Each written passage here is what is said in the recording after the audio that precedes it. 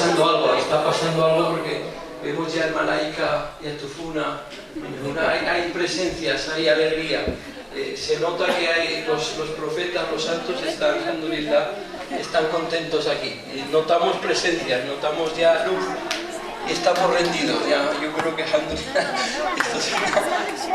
agradecemos muchísimo al Centro Idrisi por esta, y a las niñas, a las flores, todo. Yo recuerdo en una asamblea mejor, ¿no? Y a continuación vamos a dar la palabra al profesor José Manuel Pérez Rivera. El profesor José Manuel Pérez Rivera es conocido por muchos de vosotros en Ceuta. Es un profesor que se formó en el Centre National de la Recherche Scientifique en Francia. Es miembro numerario del Instituto de Estudios Ceutíes, miembro de la Asociación Española de Gestores del Patrimonio Cultural, presidente de la Asociación Septem Nostra, Asociación para la Defensa, Estudio y Difusión del Patrimonio Histórico y Natural de Ceuta, miembro del Comité Español del Consejo Internacional de Monumentos y Sitios, ICOMOS, licenciado en Geografía e Historia por la Universidad de Granada, donde ha cursado también los cursos de doctorado en Historia Antigua, Prehistoria y Arqueología. Ha participado en un amplio número de congresos, jornadas, simposios sobre arqueología y patrimonio histórico. Ha ejercido como arqueólogo en el campo de la gestión del patrimonio arqueológico, realizando informes e intervenciones arqueológicas tanto para la administración pública como para las empresas públicas y privadas de Ceuta.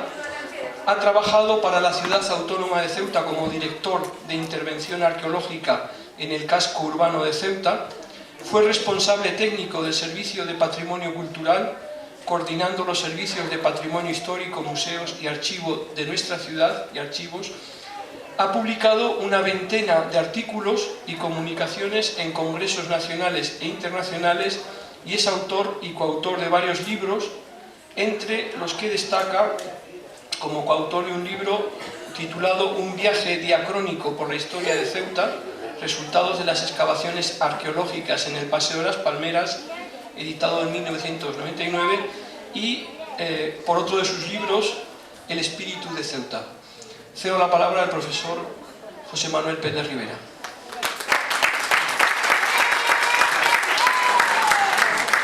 Buenas tardes a todos.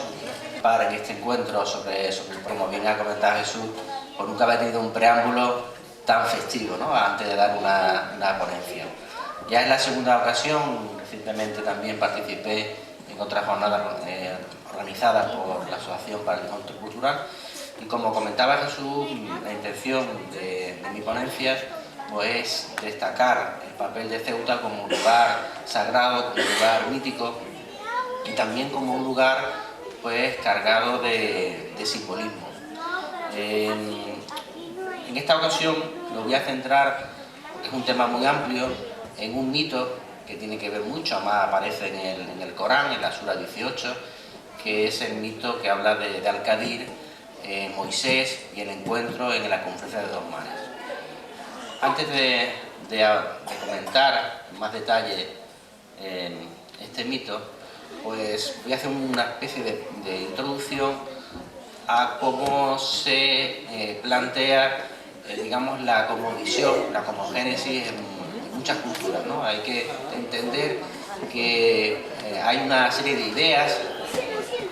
Jung, el psicólogo Jung, hablaba de arquetipos, son ideas elementales, ideas compartidas que están un poco en la base de toda la psique humana, y que esa es la razón por la que muchísimos mitos pues, se repiten en distintas culturas, porque, digamos, responden a una misma estructura de conciencia. Una de ellas es la idea de la existencia de un arquetipo divino. O sea, el hombre, en una etapa de su desarrollo mental y psicológico, pues se fijó, igual que nosotros ahora en la actualidad, pues miramos mucho a la pantalla, pero hemos perdido la perspectiva de lo divino. Lo divino siempre está mirando hacia el cielo. Por la antigüedad, pues realmente pues había una relación, ¿no? Una relación con el cosmos, la naturaleza muy distinta a la que por desgracia la establecemos, ¿no?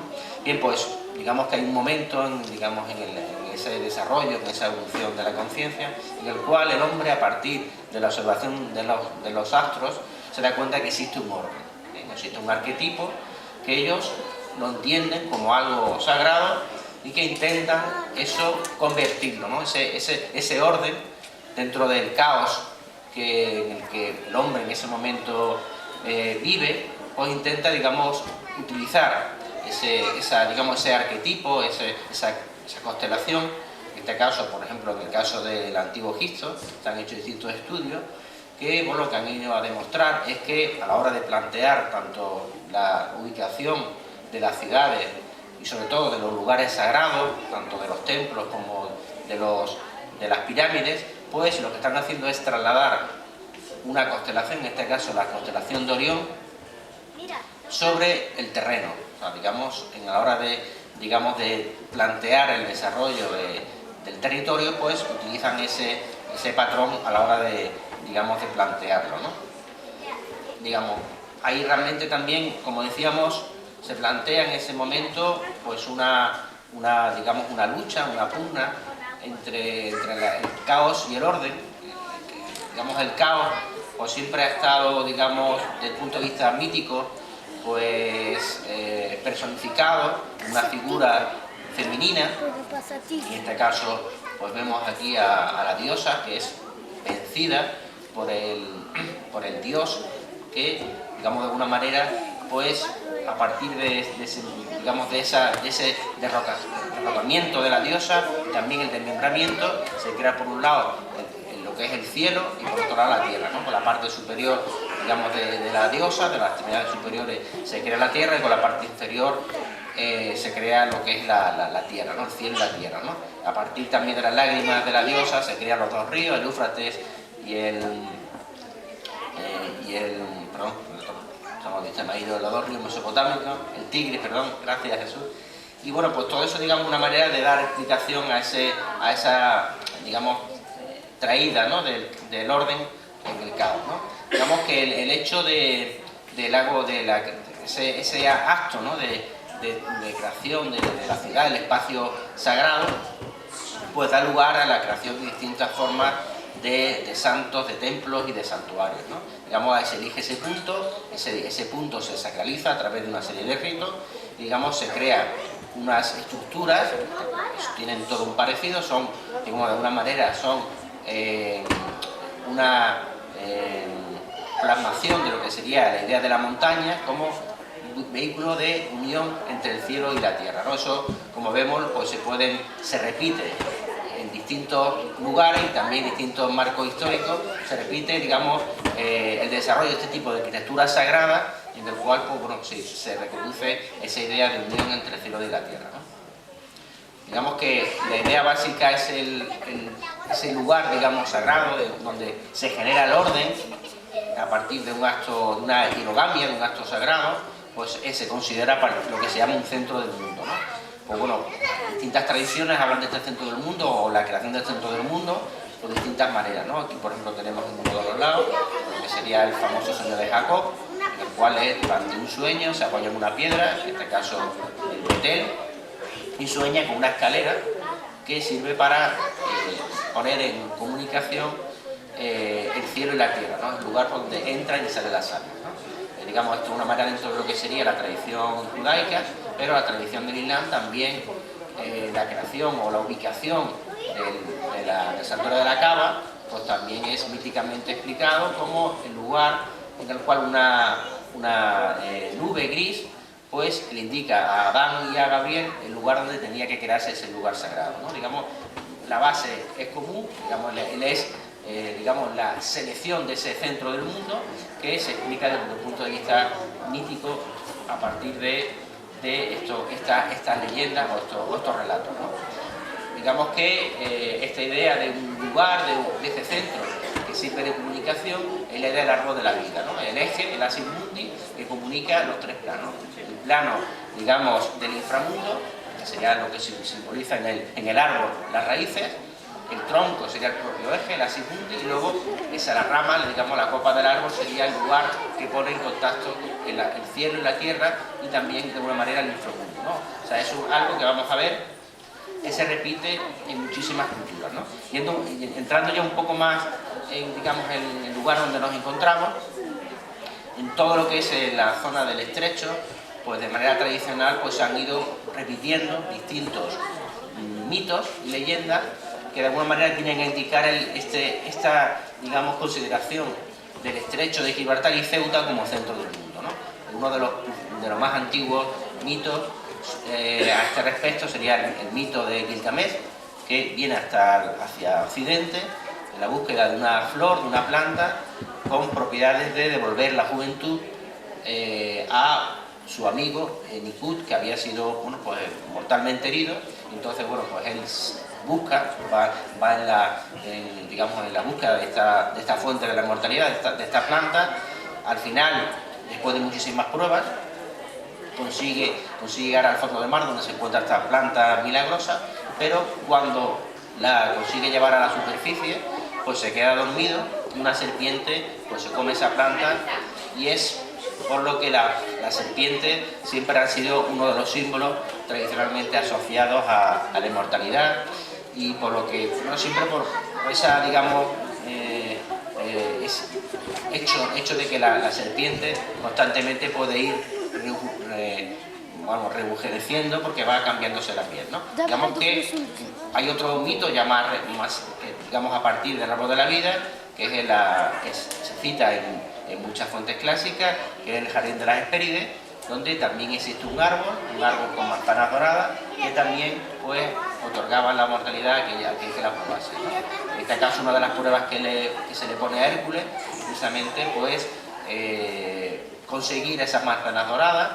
Y bueno, pues si uno se basa en lo que, tal como explican, ese lugar de la jardín de las Hespérides, donde hay una serpiente que vigila ese árbol, bueno, si uno se acerca a la ciudad de Lisu, que está cerca de Larache, y lo ve desde lo alto de la ciudad, desde lo alto de la Acrópolis, verá que efectivamente la forma que adopta el río Lupus es como una serpiente, es una forma serpenteante.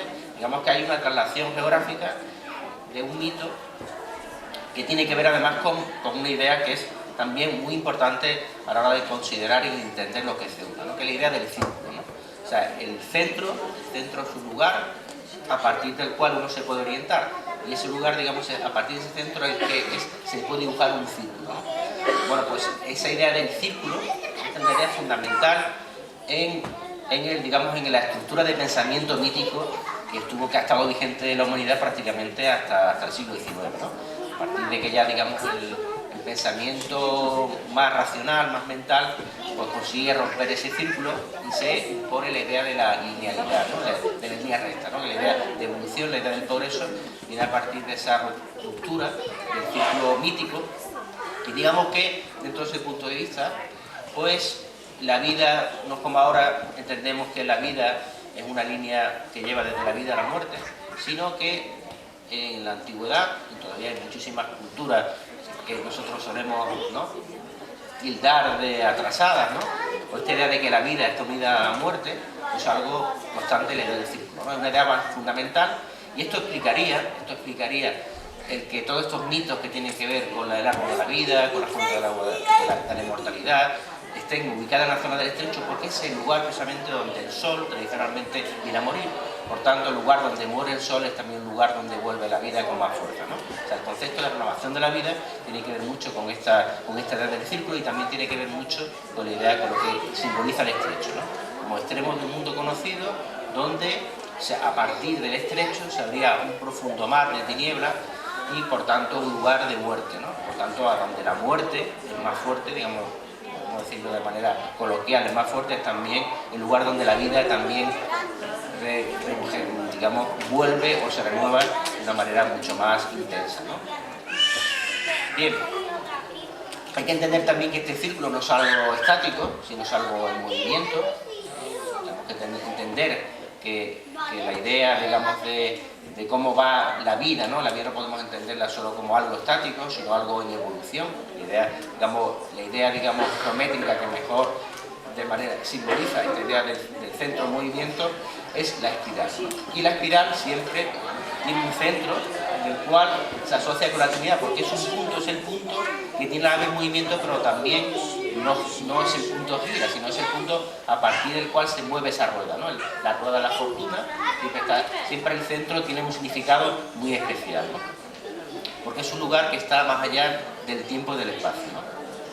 Entonces, el centro del mundo tiene una serie de propiedades, ¿no? O sea, ese centro, ese punto donde rueda esa espiral, pues se suele asociar, digamos, a la juventud y a la vida, a la renovación de esa vida, como estamos comentando, un lugar que también aporta sabiduría, no solo aporta vida, sino también aporta sabiduría, un lugar de alegría, y también un lugar que permite diferenciar la bondad y la maldad.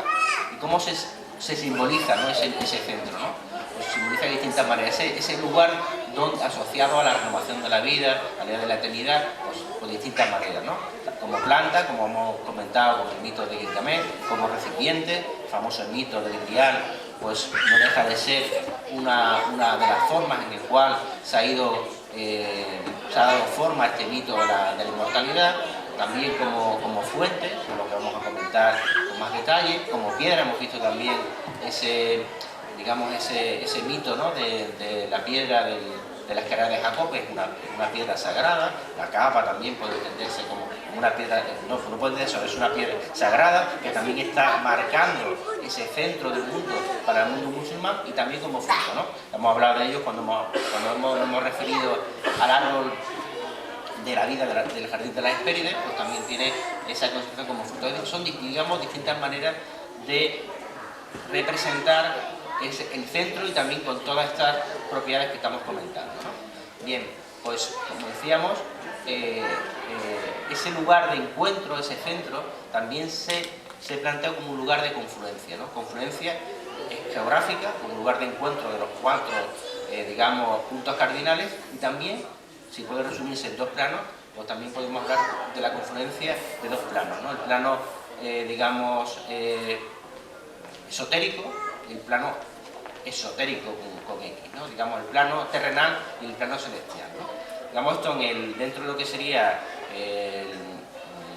la visión religiosa islámica, pues en el Corán se habla, como comentábamos al principio, en una sura central, que es la sura 18, que era la sura de la caverna, pues donde se cuenta que Musa, pues sale en la búsqueda de un lugar, más concretamente se habla de la conquista de dos mares, un lugar que Musa va buscando un personaje que, según le dicen, tiene una sabiduría extraordinaria, ¿no? Entonces, más que buscar la fuente, en este caso como de la inmortalidad, lo que realmente está buscando, en este caso Musa, y acompañado de su ayudante, es la sabiduría de este personaje, que aunque no se cita de manera expresa en el Corán, pues todos los distintos tratados posteriores pues lo identifican con la figura de Al-Hadid. Bien, pues, y como en este pasaje, como decíamos, del Corán, pues se habla de cuando llegaron a la conquista de los dos mares, pues se había de un pez, y este pez, pues ahora vamos a comentar con más detalle, una serie de imágenes, todo lo que tiene que ver con este pez, que tiene también un significado, digamos, también arquetípico. Pero bueno, yendo un poco a lo que sería esta ubicación geográfica, ¿no?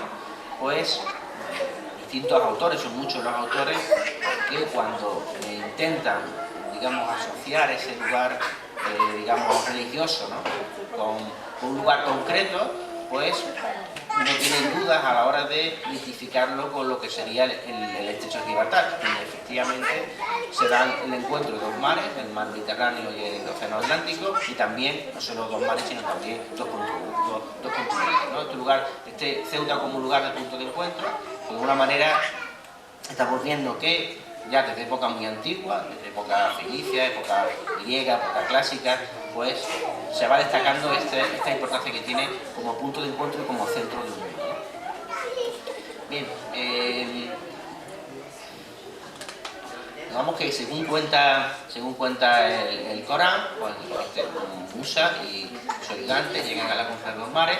El ayudante va a preparar un pescado. Algunos autores dicen que es un pescado seco, otros dicen que es un pescado vivo. La La cuestión es que el pescado, una vez que ya lo ha troceado, el pescado cae al mar y recupera la vida. Entonces, bueno, él considera, el ayudante del acompañante de Musa, piensa que es algo, un acto del diablo, pero Musa le rectifica y le explica que es un gesto que permite identificar el lugar que estamos buscando, esta fuente donde estaba Al-Qadir. Aquí vemos precisamente un momento, ¿no? A través de una miniatura persa, vemos cómo está por un lado los peces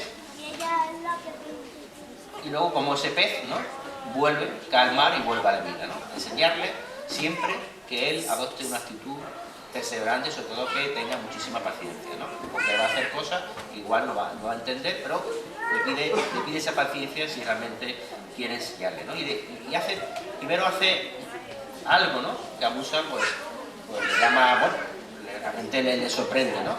Ellos necesitan pasar un río y bueno, pues le piden a una serie de pescadores que por favor que le ayuden, que le puedan utilizar su barca para pasar, ¿no? Y dicen que no hay ningún problema, que se suban con ellos y en ese momento Al-Qadir, de manera inexplicable, levanta los tablones, abre un orificio en la barca y el barco se hunde, ¿no? Entonces, bueno, pues le pregunta, ¿no? Pues le pregunta, bueno, ¿a qué se debe este gesto, no? Entonces, en ese momento, por primera vez, Al-Qadir le dice: te dije que tuviese paciencia. Digamos que, bueno, siguen y ya por el siguiente acontecimiento que les ocurre es que llegan a un lugar donde ellos les piden que por favor les suministren agua, alimentos, porque están muy cansados después de un largo caminar, y bueno, pues la verdad es que no le hacen mucho caso, ¿no? Y a pesar de la mala, digamos, hospitalidad que demuestran esta gente, ¿no?, pues Al-Qadir ve que hay una serie de dos personas jóvenes que están intentando reconstruir un muro de una casa que estaba prácticamente derruida, y Al-Qadir se pone a ayudarles, ¿no? Entonces, bueno, Musa le vuelve a preguntar, yo no entiendo cómo podemos ayudar a esta gente que no nos han querido ni siquiera dar agua, ¿no? Entonces, Musa le vuelve a decir, perdón, Al-Qadir le vuelve a insistir en que por favor sea paciente, ¿no? Y ya, lo que ya un poco colma la paciencia, nunca hemos dicho la paciencia de Moisés, es cuando se acercan a una familia y bueno, de manera inesperada, pues Al-Qadir coge y le retuerce el cuello y mata al chico, ¿no? Entonces, bueno, esto ya un poco ya nos dice, bueno, esto ya no lo entiendo, de verdad que ya no lo entiendo, ¿no? Entonces en ese momento dice, mira, te lo dije hasta 3 veces que tuviese paciencia, hemos hecho caso, desde este momento nuestra relación entre alumno y profesor pues queda suspendida, pero ahora te voy a explicar por qué he hecho esta serie de gestos que realmente pueden ser malentendidos, ¿no? Realmente hundí la barca porque esta barca iba a ser utilizada por un tirano para pasar el río y iba a causar una gran matanza en este pueblo inocente, ¿no? Le explica también que ayudó a reconstruir el muro porque el padre de estos dos chicos había escondido un tesoro dentro del muro y la voluntad de Dios era que no descubriesen ese tesoro hasta que fuesen adultos, porque no era el momento para que disfrutaran de esa riqueza, ¿no? Y bueno, el hecho más duro, ¿no?, que es cuando mata a este chico, ¿no? Dice, bueno, pues mira, esta persona, este chico iba a causarle muchísimos problemas a los padres, iba a ser una persona especialmente malvada, y bueno, hemos sacrificado por el bien de esta familia a este chico, y le vamos a dar en el futuro hijos que van a ser muchísimo mejores, y ahí poco queda la historia, ¿no? Realmente un poco el mensaje como que es interpretado por distintos autores posteriores es realmente, por un lado, la relación que se establece, que tiene una gran importancia en el sufismo entre maestro y discípulo, y también el concepto de la paciencia, ¿no? El entender, no querer entender los hechos que nos pasan en la vida en el momento inmediato, sino la necesidad de ver las cosas en perspectiva, ¿no? Esta es una de las principales enseñanzas que quiere transmitir a través de esta historia de Al-Qadir y de Moisés en estos pasajes, ¿no? Ahí también, digamos que esa leyenda tiene también unos antecedentes. Hay una obra del siglo III después de Cristo, que es de Pseudo-Calístides, que se llama La vida y obra de Alejandro Magno, que posteriormente tiene, digamos, mucha semejanza a lo que la historia que hemos comentado a la figura de Al-Qadhi, y que luego pues en épocas posteriores pues dio lugar a muchísima literatura, como son las obras de lo que se llama las obras de Iskandar-Dánama. Son las obras que hablan sobre Iskandar es Alejandro Magno, sobre la vida y obra de Alejandro Magno. Una de las más conocidas es la de Ferdowsi, que escrita entre mediados del siglo X y principios del siglo XI, donde bueno, pues hay una versión distinta de lo que sería la base, sí que es la misma que aparece en la sura 18 del Corán. En este caso, pues el relato pues, habla de que en este caso Alejandro Magno le comenta, que está aquí de este lado, le comenta a Aristóteles, que era el maestro de Alejandro Magno, pero volvemos a ver una relación entre discípulo y maestro, le comunica su interés en entrar en la tierra de las tinieblas, ¿no? Porque realmente él ya le habían pronosticado que iba a morir joven, entonces bueno, sabe que pasando la tierra de la oscuridad, pues se encontraba la fuente de la mortalidad, ¿no? Entonces bueno, él le pide consejos, digamos, a Aristóteles sobre cómo hacerlo y también qué camino tomar, ¿no? Entonces, bueno, él le dice que ese camino está en el confín del mundo, volvemos otra vez a situarnos en el mundo en Occidente, en la zona donde nosotros precisamente nos encontramos, y, bueno, pues da con un pueblo donde hay muchísima, una gente muy sabia, que bueno, pues realmente tenían tan asumido el concepto de la finitud de la vida, que excavaban las tumbas en las puertas de su casa, donde no había tampoco robos, y bueno, era un pueblo realmente que le sorprende a Alejandro Magno por su sabiduría, ¿no? Y Alejandro Magno le pregunta a esta gente de quién era quien le había enseñado esa doctrina, ¿no? Entonces le hablan, cuando le pregunta, le contesta Al-Qadhi, y en el momento que habla, ¿no?, dice el nombre de Al-Qadhi, aparece Al-Qadhi, ¿no? Entonces, bueno, pues Al-Qadhi se empieza a habla con Alejandro Magno, y Alejandro Magno le explica cuál era su plan, ¿no? Su plan de atravesar la tierra de la oscuridad y llegar hasta la fuente de la mortalidad. Y bueno, y Al-Qadhi se ofrece acompañarles en ese tránsito, ¿no? Aquí vemos en la imagen, también en una miniatura persa, en el momento que Alejandro Magno entra en las tierras de la oscuridad, ¿no? Hay una obra que habla del siglo XIV, de Al-Qarsagui, que habla de Al-Qadhi y la fuente del agua de la vida, donde explica que esta oscuridad puede entenderse de distintas maneras, ¿no? Existe una oscuridad, digamos, más intelectual. Hay también una oscuridad espiritual, ¿no? Aquella oscuridad que lleva, o que conlleva sobre todo el camino de la idolatría y del descreimiento, y también hay una oscuridad del cuerpo. Digamos, todo esto no hay que entenderlo en el sentido literal, sino que tiene detrás todo un significado que distintos autores desde época medieval han ido a intentarle por razonar y en sacar sobre todo una sabiduría, ¿no? Que es un poco la idea que estamos viendo al principio, de cómo esa juventud o esa inmortalidad no es algo terrenal, sino entenderlo también como un acercamiento a la sabiduría suprema, ¿no? Bien, pues decimos que se introducen en esas tierras de la oscuridad. Vemos aquí también en otra miniatura, vemos también cómo se representa ¿no? Vemos aquí como si Al-Qadhi llevase una antorcha, ¿no?, que sirve. Bueno, cuentan, según esta versión, ¿no?, de Ferdowsi, que en un momento determinado pues no veían absolutamente nada, y bueno, Al-Qadhi nota que su caballo, ¿no?, está pesando sobre agua. Él toca el agua, la lleva a la boca, la prueba, es un agua muy dulce como la miel, y bueno, se da cuenta que ha encontrado la fuente del agua de la vida, ¿no? La prueba, le dice a toda la gente que iba con él que se parase, y llama a Alejandro Magno, ¿no? Pero cuando Alejandro Magno acude a donde estaba el agua de la vida, la fuente del agua de la vida, pues la fuente desaparece, ¿no?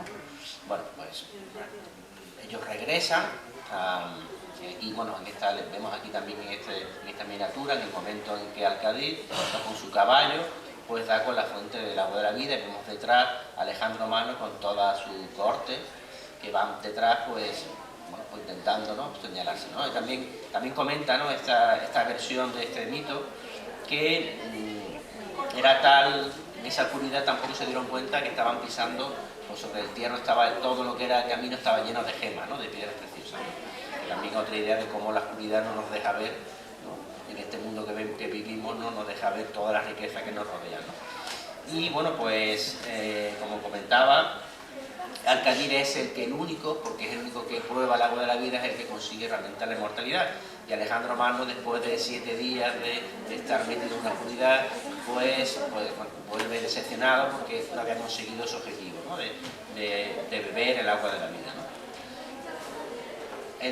Aquí vemos también en otra versión, hay otras versiones que cuentan de que Al-Qadir, por lo que llevaba, como vemos en esta imagen, es un pez seco, que era el que le servía para encontrar, ¿no? Están en la oscuridad, entonces, bueno, pues gracias a ese pez, pues le servía para encontrar, ¿no? Como si fuese una especie de amuleto para encontrar la fuente del agua de la vida, ¿no? Digamos que podemos encontrar, estos son relatos que en época, en los siglos XI, XII y XIII, pues todo lo que son las aventuras, ¿no? De la vida y obra de Iskandar o Alejandro Magno.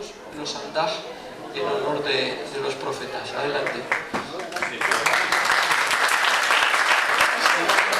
Después de...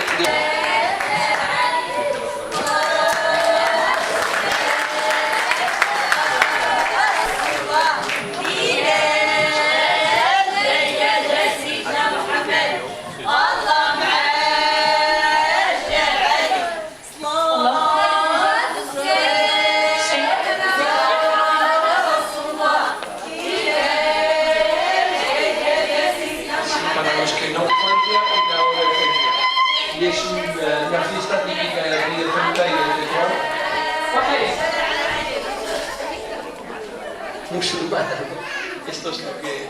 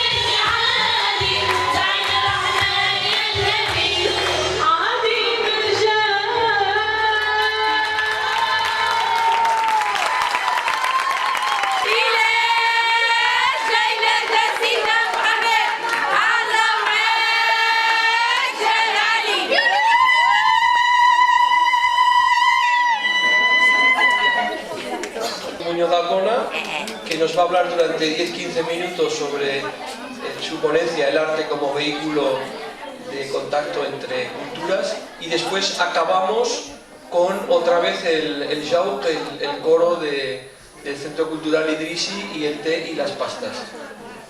Shukran. Un aplauso para ella.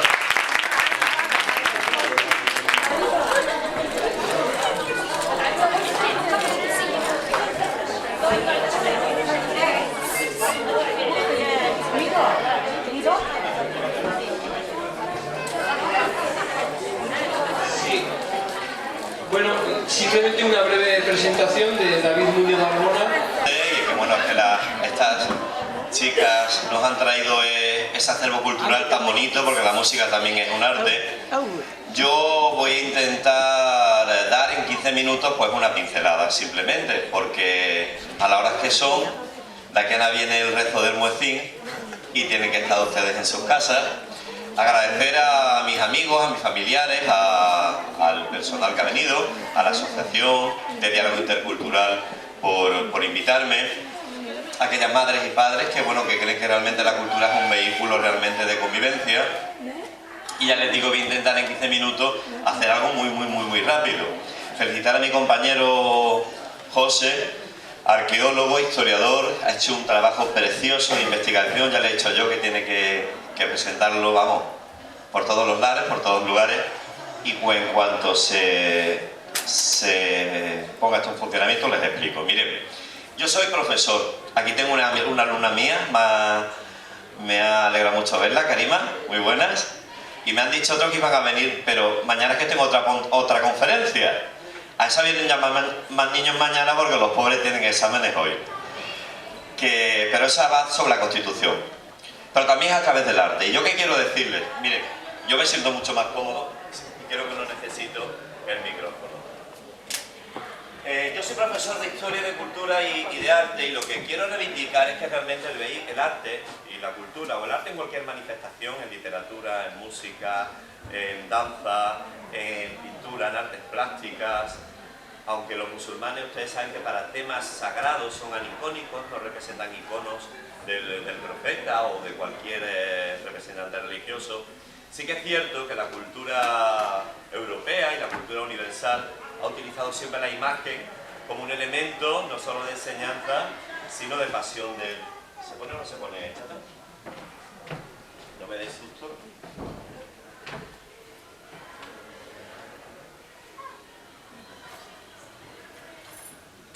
Estas son las tecnologías.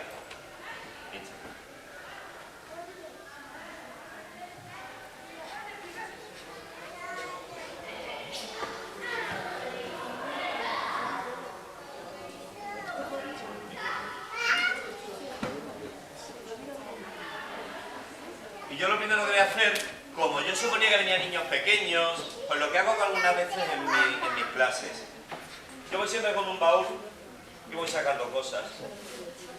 Y sobre todo voy, además, en esto creo que me parezco a un gran y admirado y compañero, amigo, mi compañero don Adrián, catedrático de Biología y Geología, que siempre iba cargado de cosas. Yo siempre voy con un Corán,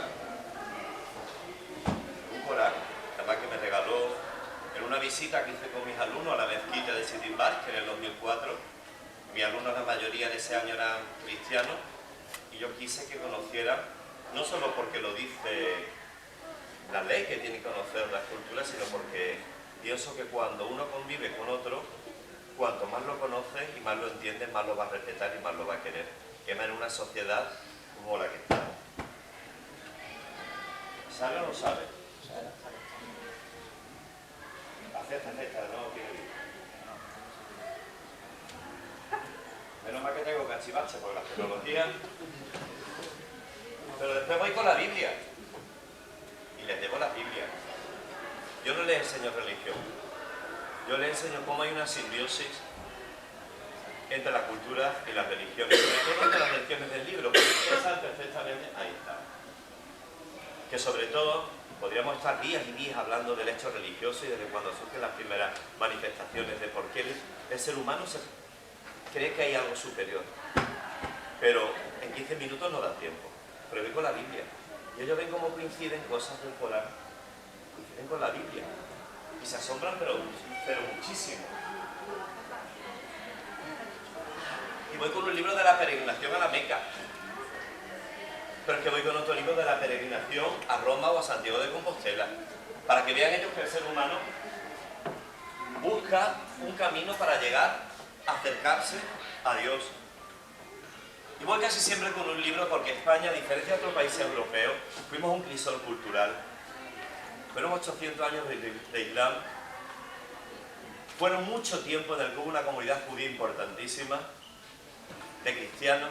Es decir, quizás en otro país europeo no, pero en España tenemos una fusión, nuestra lengua, nuestra cultura, muchísimas nuestras palabras, nuestros vestimentos, los cantos. Las mismas vírgenes, como han dicho, pueden ir vestidas con un traje parecido al andalusí. Y yo sigo sacando cachivaches. Me faltan las tablas de Moisés, pero saco a la Virgen de África, porque la Mariam con su hijo Sidna Isa, que para los musulmanes no es hijo de Dios, pero es uno de los 5 profetas principales del Islam, junto a Sidna Musa, Sidna Yusef, Sidna Ibrahim. Y a ellos les gusta que su profesor sepa, y le pongo que ellos tienen que respetarla porque hay una sura de María en el Corán. Aunque el Islam no la represente en forma de imagen, pero también es un personaje sagrado, al igual que Isa, que según el Islam subió al cielo antes de ser crucificado. Son pocas las diferencias. Pero también le saco Ganesh. Tenemos una comunidad hindú aquí muy importante en Ceuta. Y es bueno conocerla. Buda. Y le saco este detalle que me trajeron de Jerusalén, la ciudad santa de las 3 religiones, que tiene que servir para unirnos y no para separarnos. Y le enseño la Meca. Y ellos cuando empiezan a tocar tantos instrumentos, tengo muchas cosas más, pero no, me voy a poner a... O les enseño la Capilla Sixtina, donde pueden leer gran parte de la creación de la humanidad, no solo para cristianos y judíos, sino también para musulmanes. Porque el primer padre Ibrahim es el primer musulmán, pero para los cristianos es el primer cristiano, junto a Adán y Eva. Idem y Iva, disculpadme, no sé árabe, sé el básico. Y para los judíos también eso, o sea, ustedes están viendo que ahora mismo nada más que estamos viendo elementos que nos unen, aunque las circunstancias políticas no hayan hecho que los separemos. Pero yo voy y yo les pongo siempre esto, que todos tienen que buscar un elemento para que realmente sirva para darse la mano. Porque cualquier esencia, cualquier verdad de cualquier religión, aunque haya sido en diferentes momentos políticos utilizadas con forma política, realmente, si existe realmente un Dios, que seguro que existe, va a querer el bien de los demás. Miren ustedes, voy a quitar a nuestra patrona, con todo el permiso de la patrona, pero es que, miren ustedes, le he puesto una pequeña visión de cómo un profesor de arte puede utilizar Ceuta como un vehículo de enseñanza. Tenemos casi todas las escuelas de danza de Ceuta hacen un baile de las 4 culturas. Qué bonito mostrar a la humanidad que somos una ciudad tan chiquitita en el norte de África, que es europea desde el punto de vista político, pero es africana desde el punto de vista geográfico. Tenemos a una virgen que se llama Virgen de África, que para musulmanes también es un personaje sagrado, con su hijo en piedra. Paseamos y a nuestro hijo le podemos enseñar. Pero tenemos a uno de los mayores geógrafos de la historia de la humanidad. Estando yo una vez en Londres estudiando, una japonesa me habló de Al-Idrisi. Una japonesa conocía que había un ceutí del siglo XIII llamado Al-Idrisi, que fue de los mejores geógrafos de la historia de la Edad Media y del mundo, y que hizo la tábula rogeriana. Es un patrimonio nuestro. Era ceutí, era árabe español. Tenemos a Gandhi, que ahora está de enfrente del templo hindú, que promovió la paz y el diálogo. Tenemos a Ben Yehuda, ahí, ustedes pasean por las calles, lo están viendo. Un judío ilustre que también era de Ceuta, discípulo de Maimónides, que decían que no había visto un judío después de Moisés como Maimónides. Voy a intentar darme prisa, y eso que es solo la primera diapositiva. Pero quieren ver cómo, efectivamente, un sitio que abre a un mar, que abre dos continentes, tenía que dar lugar a muchas culturas. En nuestra tierra ha habido, desde la prehistoria, fenicios, griegos, romanos, bizantinos, visigodos, árabes de muchísimas dinastías, fatimíes, meriníes, almohades, califales. Tenemos esa puerta califal, portugueses, castellanos, un lugar único. Miren ustedes, qué riqueza cultural. El arte puede unir.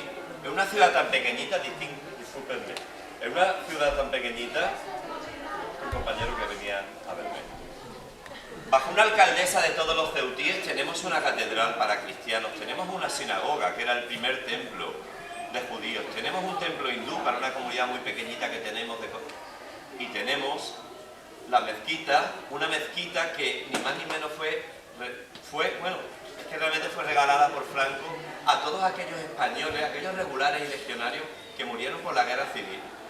Y le dijo en el año 37, disculpe, no, vamos a hacer un lugar de culto a aquellos musulmanes para que les recen a Allah.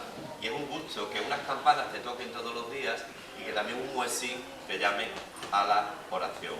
Miren ustedes, esta pintura a ustedes les puede parecer algo curioso, hay muchísimas manifestaciones. Yo cuando hablo de la fiesta de Eid al-Adha, me parece leer al Kebirno, en la fiesta del sacrificio, le pongo a los al-Adha, le pongo esta imagen. Esta imagen, que ustedes no creen que la imagen es así, es una tradición de judíos, cristianos y musulmanes, que es cuando Dios le dice a Sindah Ibrahim, a Abraham, mata a tu hijo. Para los musulmanes es Ismail, el segundo hijo, con Agar. Pero para los cristianos y judíos es Sidna Isaac. Y ahí lo viene. Y llega el ángel Jibril, el arcángel Gabriel, y dice, no lo mates. Y sacrifica a un cordero. Fíjense cuántas pinturas, estas de Rembrandt. Y a lo mejor sus hijos llegan a bachillerato, están estudiando la ESO y no saben que realmente una obra de arte cristiano, de las mayores obras del arte universal en pintura, está representando un elemento que ha sido común para judíos, musulmanes y cristianos. Como estos hay muchísimos. Esto no se lo voy a contar, pero a esto hay todas las leyes educativas españolas donde se demuestra que es necesario que los alumnos estudien, conozcan el arte, el patrimonio, la cultura, en música, en literatura, en pintura, en escultura, en manifestaciones culturales, en danza. O sea, ahí está todo justificado desde el punto de vista de la ley. De hecho, fíjense lo que le dicen, se requiere conocimientos que permitan acceder a distintas manifestaciones distintas de herencia cultural, patrimonio cultural, histórico, artístico, literario, filosófico, medioambiental, local, nacional, europeo, en fin, música, pintura, escultura. O sea, nos lo dice la misma ley, pero más que la ley, nos lo dice nuestro sentido común.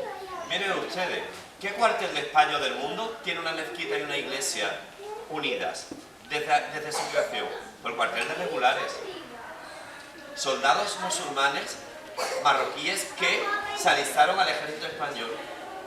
Y se hizo un cuartel con una mezquita y una iglesia hace prácticamente un siglo. Y tenemos una escultura en Ceuta que le hace honor a esos regulares, sean musulmanes o no musulmanes. Eso es una cosa muy bonita que solo lo tenemos en Ceuta. Pero mire, la comunidad judía, la madre de las religiones, o al menos la más antigua, mira lo que el año pasado le dedicó a los docentes. Porque sois la luz de nuestra sociedad, alumbráis el camino de nuestras generaciones, realizáis mucho trabajo, mucho más que un trabajo docente y educativo, ya que enseñáis los valores necesarios para promocionar seguridad a los alumnos e impulsar su futuro y desarrollo y autonomía. La comunidad judía, en la fiesta de la Hanukkah, fiesta de las luces, que hace poco se celebró, dedicó, que además es muy bonita porque hablan del templo de Jerusalén, que Dios, para ustedes Alá, para los judíos Yahvé, y también para los cristianos. Dios hizo el milagro y el aceite que quedaba para un día, el milagro de Dios hizo que fuese para 8. Esto es patrimonio de todos. Fíjese si era curioso, que Ceuta y España tienen mucha unión con Marruecos, no solo los 8 siglos de Al-Ándalus, 800 años de la España musulmana, sino en el protectorado español. Fíjese si se le da importancia a la unión de cultura, que en 1948 un señor llamado Valderrama Martínez decía: al crearse las primeras escuelas hispano-árabes unidas para que los niños, se les llamaba indígenas, claro, recibieran la enseñanza española, se vio clara la necesidad de colocar junto al maestro de español un faqih el-mudarrir, que enseñe al Corán, ya que de lo contrario sería muy difícil conseguir que los alumnos y no se respetaría lo más sagrado de la instrucción pública del país. Es decir, los españoles cuando llegaron a Marruecos y fue protectorado, se atendió a la religión a aquellos niños que se les enseñaba español para su vez se les enseñaba el Corán. O si no, mire usted lo que dicen en 1947 en la revista África. El Dair del 11 de noviembre de 1930 estableció el Estatuto de Enseñanza de Marruecos, tanto para las escuelas españolas, hispano-árabes e hispano-hebreas. Espera un momentito, ¿vale? En la escuela hispano-árabe, el alumno musulmán, para quienes estaban creadas, recibió una enseñanza de lengua española y también de cultura elemental moderna. Habla más, instrucción propia tradicional, corría a cargo del aspecto religioso como el idiomático de un faqih. Es decir, la atención religiosa en España no es solo ahora mismo que haya religión islámica en la escuela o cristiana, sino que ya desde el protectorado español estaba. Mire, le he puesto esta imagen. Esta imagen es cuando España en 1929 quiso dar la visión a una exposición iberoamericana en la que venían países del mundo. Y no solo se hizo un pabellón español, se hizo un español del Marruecos español, porque España quiso montar el pintorequismo y la unión de siglos de España y el Magreb. Y ese pabellón de Marruecos, que es una pequeña mezquita, fue hecha por niños de la Escuela de Artes y Oficios Indígenas de Tetuán, que muchos de esos muebles están ahora mismo en el cuartel de los regulares. Me queda mucho, pero miren, voy a terminar. Le voy a poner esta imagen que puede chocarte. Ese es el David de Miguel Ángel y ese es el Moisés. Pues miren, David es Ibn Daud, es un profeta del Islam, que los cristianos llegan un momento a representarlo como si fuese un antiguo griego. Pero es un profeta, es arte. Y los cristianos en un momento determinado, con un estilo determinado, pero es que este es Ibn Musa, Moisés. Porque para cristianos sí puede representarlos así. Ni más ni menos que de Miguel Ángel, ¿eh? Sus hijos ya estudiarán bachillerato y tendrán que estudiar muchísimo. E irán a Roma y podrán conocer la arte cultura. Y verán que hay otras religiones que representan personajes sagrados suyos de otra manera. Podría contarles más cosas, pero voy a terminar con dos. Miren, esto es una actividad que hago yo siempre con mis alumnos. Para mí hay dos poetas españoles únicos. Ibn Hams, que es un poeta cordobés español, porque Córdoba en época es una ciudad española y Al-Ándalus fue la España musulmana, de la cual yo me siento muy orgulloso y forma parte de mi ser, de mi lengua y de mi cultura. Miren qué frases más bonitas dejó en la Alhambra y cómo ustedes pueden llevar a la Alhambra a sus hijos y pueden aprender a través del arte un vehículo de convivencia. Dice: en apariencia agua y mármol parecen confundirse, sin que sepamos cuál ambos se desliza. ¿No ves cómo el agua se derrumba en la taza, pero sus caños la esconden enseguida? ¿No es en realidad cual blanca nube que vierten los leones sus acequias y parecen la mano del califa de que de mañana prodiga a los leones que la guerra favorece? Jamás vimos Alcázar, palacio más excelso, de contornos más claros y espaciosos. Jamás vimos jardín más floreciente, de cosecha más dulce y más aroma. Por permiso del juez de la hermosa paga, doble el impuesto de las monedas, etc. Esto es, Ibn Ra es un poeta español y musulmán, que ni más ni menos decoró con su poesía el estilo caligráfico nazjí todo lo que es la Alhambra. Podría ponerle muchas cosas, pero me voy a ir con una.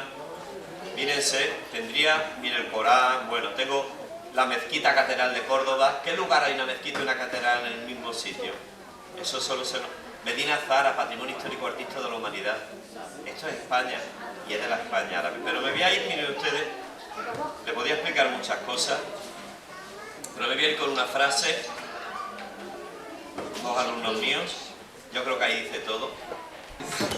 Un poco el tiempo desapacible, viento frío, pero que haya venido tanta gente y además de tal calidad, ¿no?, a celebrar este acto que, como digo, no era simplemente unas conferencias. Lo que se quería es convertirlo en una celebración, en un homenaje a todos los profetas, desde el primer profeta de la humanidad, desde ese Adán del que todos descendemos, hasta el último profeta al que nosotros reconocemos los musulmanes como tal, que es el profeta Muhammad, al que, como él dice, le fueron dadas todas las palabras, todas las tradiciones.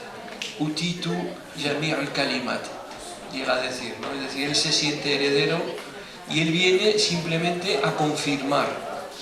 No viene a inventar una nueva religión, sino que viene a confirmar lo que fue revelado a Jesús, a Abraham, a todos los profetas anteriores, ¿no? Entonces, este es el ecumenismo que nosotros queremos transmitir.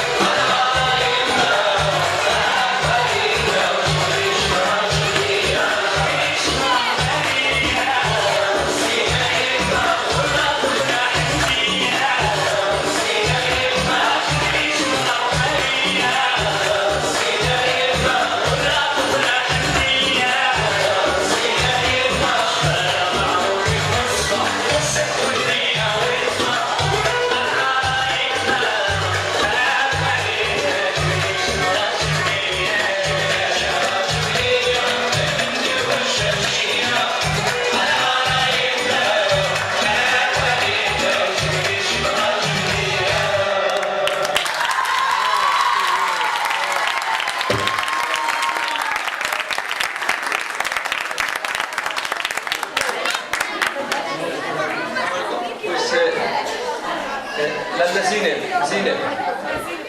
Zine, regalo. No.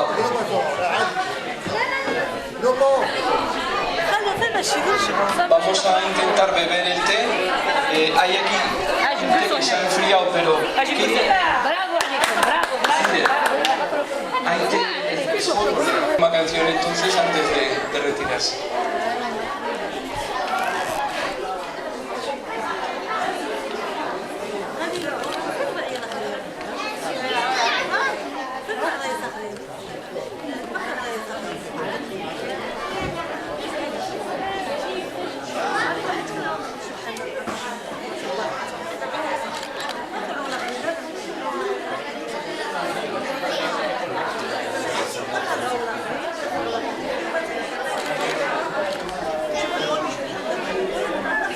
Carlos allá a la mesa y a las niñas pues agradecerles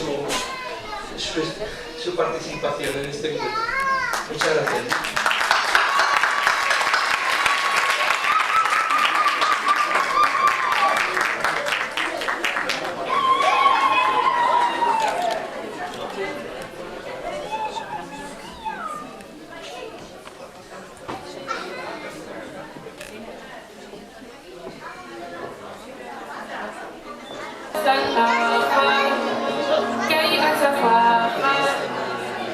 وظننت أني بذلك كنت غنى فوجدت أني خاسر فتلك مظاهر